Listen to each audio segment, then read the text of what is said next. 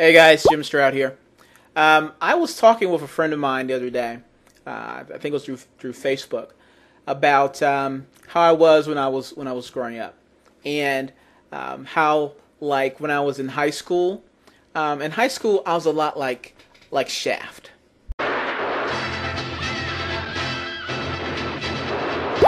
Shaft. Hotter than Bond, cooler than Bullet. And when I was in college, I sort of morphed from Shaft to more being a lot like Hawk. Wild card. Somebody crazy enough to shoot a cop in the back. I'm gonna start looking. Slow your roll. He's mine. I'll find the loose marble, and I don't want to trip over anybody on the way. Ergo, you tell Belson Sergeant to stay off me. Okay. People who knew me in college and then later on in the 90s know that I was nothing like those guys. I was more like, in college I was more like, if for no other reason I like to dance a lot.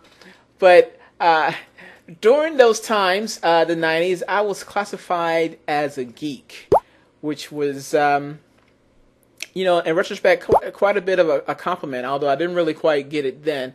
I was being complimented quite a lot because I'm always on the internet, I was into computers, and I did a lot of different things. And I thought it was a huge compliment, although I didn't necessarily receive it as such back at that time. But I definitely, most assuredly do now. And one thing that I liked about being a geek was that I was able to reach out to other geeks. And actually, during the 90s, I was able to communicate with other geeks that were out there and through a means of a invisible social network. I mean, you think social network today, you're thinking Facebook or Bebo or LinkedIn, Orchid, things like that. But back then, like it's so long ago, but back in the 90s, there was an invisible social network exclusive for geeks.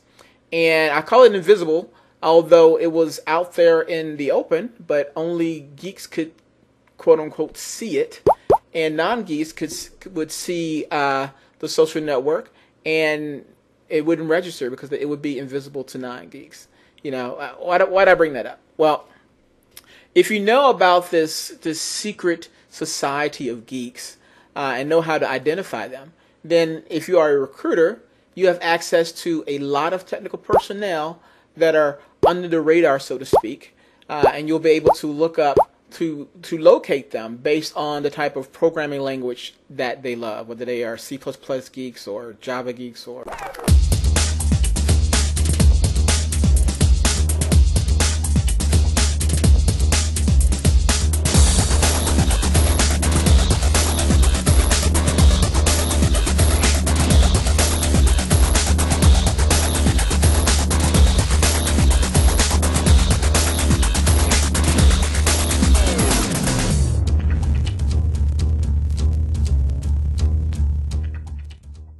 Okay, guys, what you're looking at here is a homepage for the Geek Code, and you get to it by going to GEEKCODE, geekcode.com. The Geek Code was invented by Robert Hayden back in 1993, and it's still in existence today, still being used. Now, to take advantage of the Geek Code, you're going to need three things. One, you'll need a copy of the Geek Code, which you can get from here. You'll need to know how to decipher the Geek Code, and I'll show you how to do that as well. And then third, you'll need to know how to apply a search string so that you can find the type of geek that you are looking for. Now, let me show you how to do all of those things. Okay, first thing I want to show you is how to get a copy of the Geek Code. Very easy. Go to geekcode.com like I just said. Then you want to look at this link here where it says links, of course. And you are here on the Geek Code itself. It has a little information about the author there. Instructions on how to use it, a quick index of what it's all about, and then a lot of information.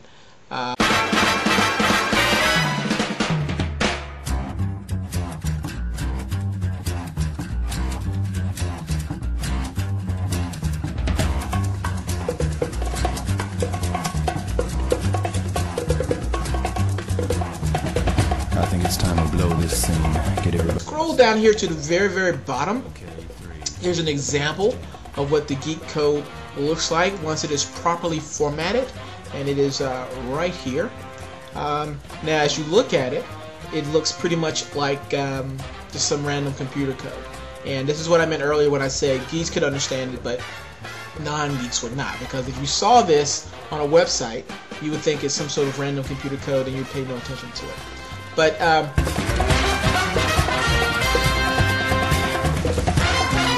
you can sort of highlight the text and then copy it, and then go over to this page called the Geek Decoder page. And the URL for it is right there. Yeah, right there on the screen. That's the URL for it. And what you can do is put in, paste in that Geek Code block, as it's called. Click Decode Geek Code, and boom, there it is on the screen, all deciphered.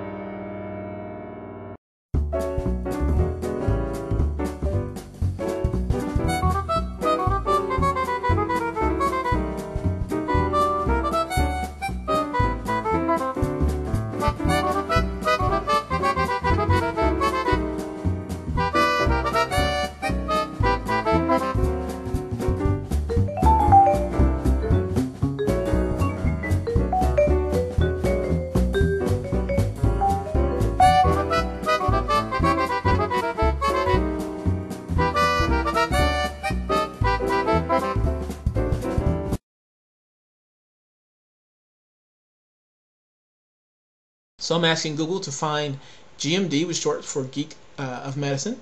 I also put geek.code block because when the Geek Code tells you that when you format the Geek Code, you should always have Geek Code block at the top and at the bottom. So if someone has paid attention and is formatting the code properly, they will always have Geek Code block, which is why I have that there. I also put in here minus in title Geek Code in quotes because I don't want to find results that say, hey, here's a copy of the Geek Code for you to use. I don't want that. I only want people who've posted the Geek Code on their site, which is why I have that there. So I did a search here, and it brings back 2,100 results. And these are all people who, for the most part, maybe not in every case, but for the most part, are people who say that they are geeks of medicine. Let me click on this one guy, Cameron Kaiser. And this is a link to their page. Has a lot of stuff here. And it has this email here at the bottom. But more importantly, for our purposes, there is a sample of the Geek Code. Now notice that I don't see on this page, I don't see a resume by chance. It may be here and I'm just overlooking it. But I don't see a resume. I don't see a well, I do see a profile here. Ah, okay. He's a primary care public health physician and tuberculosis specialist. Okay, pretty cool. Now I could have found him through another Google search maybe, but key thing to point out here, I found him through his Geek Code. Now how cool is that?